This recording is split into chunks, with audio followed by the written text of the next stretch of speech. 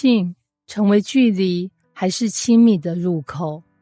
他说，我觉得你只是在满足你自己。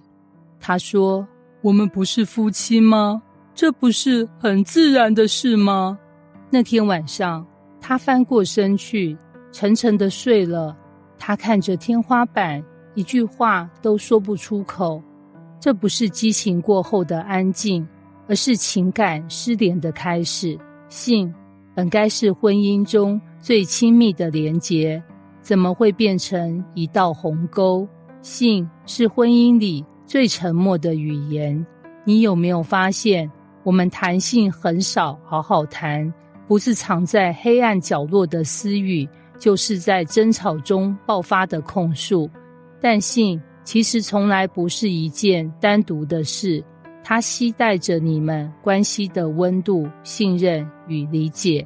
有人说，婚姻里的性就像是感情的温度计，但更准确地说，它其实是一面镜子，照出你们看不见的彼此。问题是，很多人只看到表面的欲望与需求，却忽略了它背后潜藏的渴望与伤痕。为什么我们在性这件事上这么容易受伤？伊娃和舅结婚5年，最近问题越来越多，就觉得伊娃越来越冷淡，只要我主动，他几乎都拒绝，搞得我像在求人。伊娃则觉得舅根本不懂他只有在想要的时候才对我好，那不是爱，那是交易。舅伤心，觉得被拒绝很没面子。伊娃委屈，觉得被当成满足工具。两人都没说出口，但心里都开始退后。这种情况在很多婚姻中其实并不少见。性不再是亲密的入口，而成了彼此受伤的战场。不同性别的语言让我们擦肩而过，很多时候我们误会了对方，却以为对方才是问题。他以为他不爱他。对男人来说，性常是表达爱与被爱的方式。当他主动靠近却被拒绝，他不只感到失落，更是觉得自己被否定。他不说，但其实非常在意。他以为他只想要身体。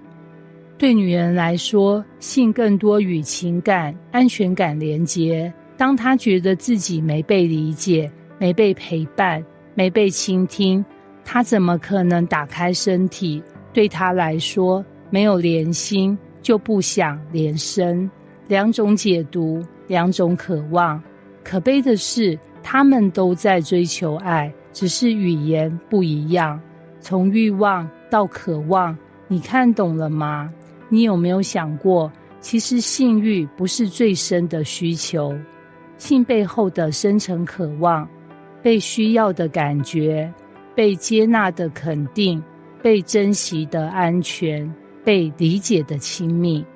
而当这些渴望被忽视，性就从连结的桥梁变成距离的裂缝。莉莉从小被教导，女生要保守，性是羞耻的事。婚后，她虽然爱丈夫，但每次亲密接触，她总是紧张、别扭、不自在。她从没跟丈夫说过，怕他觉得她不正常。她只说：“我累了，我头痛。”渐渐的，她也不再主动。她以为她没兴趣，她其实只是害怕。这不是冷淡，而是没有被看懂的恐惧与过往的包袱。我们的性是谁教的？在婚姻中，很多人对性有误解，是因为我们从来没有好好学过。我们的性教育来自网络 A 片的片面刺激，电视浪漫的误导，家庭不提，学校必谈，或来自童年创伤与错误经验。结果就是我们带着错误剧本演出婚姻这出戏，却怪对方演得不像我们想的。当我们不懂自己的性，也不可能懂得如何与另一半在性里建立亲密。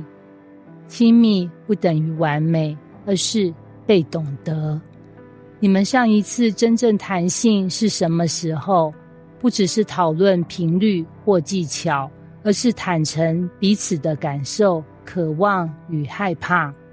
Ben 和 May 婚后8年，孩子出生后性生活大幅减少。Ben 感觉不被重视， May 觉得自己只是工具人妈妈，根本没心力。在一次婚姻辅导课后，他们终于谈开了。Ben 说，我不是只想要你的身体，我是想知道我们还在彼此里面。May 哭了，我从没知道你这样想，我以为你只是需要。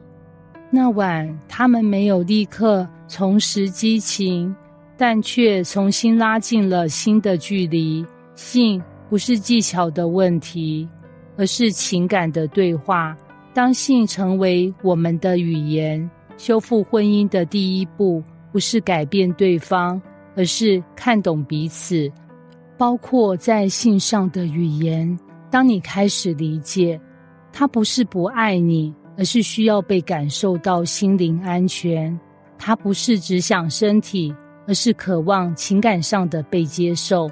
你就会发现，性不只是身体的合一，而是心灵的靠近。也许你们有过冷淡、伤害，甚至拒绝，但别忘了，婚姻不是从性开始，但可以从性重新建立。结语，有一种性是沉默的、冷漠的、彼此隔绝的，也有一种性是温柔的、真实的、彼此看见的。婚姻里最深的亲密，不是次数，不是表现，而是我被你看见，我也愿意看见你。性不一定是距离，它可以是重新走进彼此的入口。只要你愿意看懂，不只是身体，而是整个你们。